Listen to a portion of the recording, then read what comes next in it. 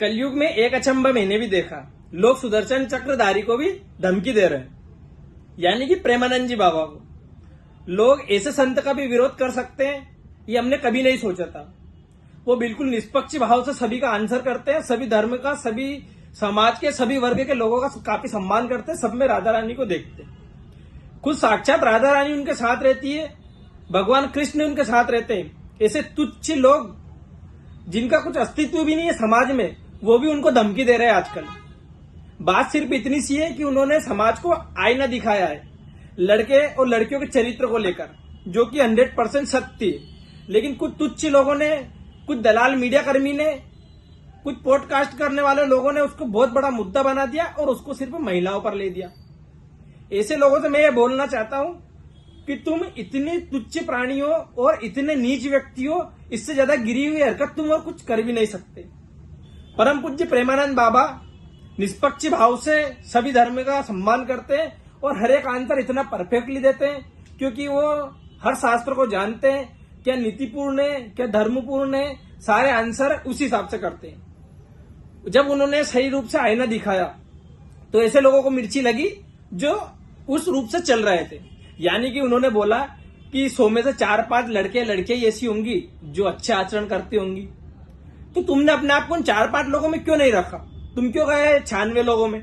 यानी कि कहीं ना कहीं गलत तो तुम थे। बात उन लोगों की हो रही है जो धरना प्रदर्शन कर रहे हैं, जो रोड पे आकर विरोध कर रहे हैं। कुछ अलग लेवल के लोग भी है, कुछ इतने महामूर्ख भी है, वो ऐसा बोल रहे थे कि हम उनका विरोध करेंगे, हम उनका बॉयकॉट करेंगे। अबे मूर्खों, किस चीज का बॉयकॉट करोगे? क्या उनकी कोई दुकान है? कोई उनकी कोई कंपनी खोल रखी है उन्होंने?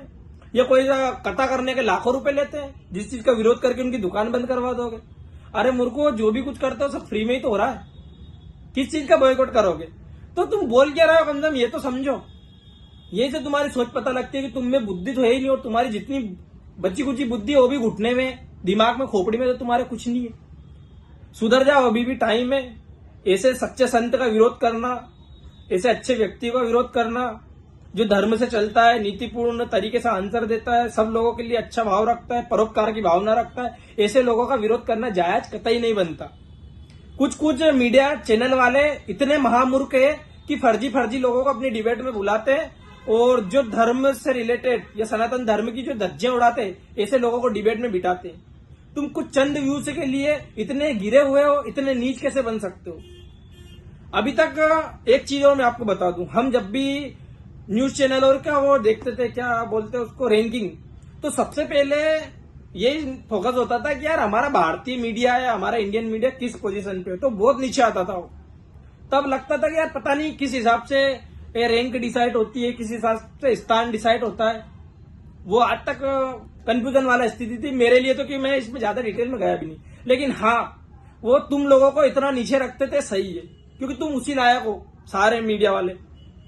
क्योंकि जब तुम्हें पता है कि इतने सच्चे संत का सम्मान और आदर होना चाहिए, उनकी सम्मान की कदर नहीं करने वाले लोगों को तुम डिबेट में कैसे बुला सकते हो? और कैसे कैसे शब्द वो लोग यूज कर रहे हैं, तुम कैसे सुन सकते हो? मैं तो बोलता हूं कि तुम्हें और भी इससे नीचे की कोई पोजीशन हो वो मिलना चाहिए। दलाल मीडिया का इतना ही सम्मान होना चाहिए, इससे ज्यादा सम्मान हो भी नहीं सकता। अगली चीज ये आती है कि मेरे को एक चीज समझ में नहीं आ रही, उनमें बहुत सारे लोग ऐसे हैं जिनके बच्चे बच्चियां भी है। तो क्या तुम चाहोगे कि तुम्हारे बच्चे बच्ची गलत आचरण करे, लिव इन में लाए, गर्लफ्रेंड बॉयफ्रेंड वाला आचरण करे? नहीं चाहोगे ना। तो जब उन्होंने ऐसा बोला तो तुमको मिर्ची क्यों लग रही हो? और जब उन्होंने बोला 4-5 लोग सही है, तो अपने आप को 4-5 लोगों में रख लेते। तुम अपने आप को 96 लोगों में क्यों लेके गए? सिर्फ इसलिए लेके गए कि उनके नाम से व्यू से कमाना चाहते, भूखे नंगे लोग, और व्यू से पाना चाहते हैं गलत तरीके से न्यूज चलाकर। तो कुछ भी नहीं हो सकता तुम लोगों का। प्रेमानंद बाबा सच्चे संत है, समाज के लिए एक आदर्श संत है, और इस कलयुग में भगवान का अवतार है वो। जब वो यात्रा में भी चलते हैं ना, तब राधा रानी उनके आगे आगे चलती है। एक बार उन्होंने बोला था कि जो तुम फूल मेरे लिए बिछाते हो ना रोड पे, ये मेरे लिए नहीं है, ये राधा रानी जी के लिए। अगर ये मेरे लिए होता ना तो कभी का बंद करवा देता। सोचो, जिस संत के आगे आगे राधा रानी चलती है, वो सुदर्शन चक्रधारी उनका कितनी रक्षा करेगा?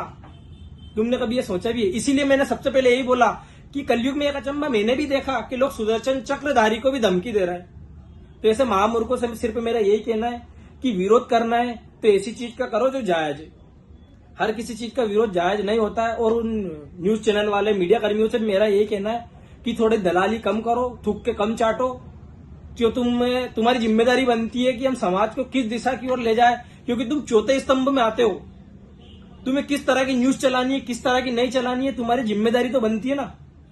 इसीलिए भारतीय मीडिया को दलाल मीडिया बोला जाता है। और आज से मैं भी उन लोगों का समर्थन करता हूं जो तुम्हें दलाल बोलते हैं। तुम हो इस लायक, और इसीलिए जब भी रैंकिंग आती है तुम्हारी सबसे नीचे आती है। मैं तो ये बोलता हूँ आज से और तुम्हारी पोजीशन गिरना चाहिए, क्योंकि ऐसे लोगों को न्यूज चैनल पर बुलाकर डिबेट करना, सनातन धर्म की धज्जियां उड़ाना, इससे ज्यादा और कुछ भी नहीं है। सबसे मेरा एक ही कहना है, जो राधा रानी के भक्त है, महाराज जी को सच्चे संत मानते हैं, वीडियो को ज्यादा से ज्यादा शेयर करो, ताकि उन लोगों के मुंह पे सीधा तमाचा लगे जो हमारे परम पूज्य प्रेमानंद बाबा का विरोध कर रहे हैं। और एक बार फिर यही बोलना चाहूंगा कि सुधर जाओ, ऐसा भी मत करो जो बिल्कुल जायज ना हो।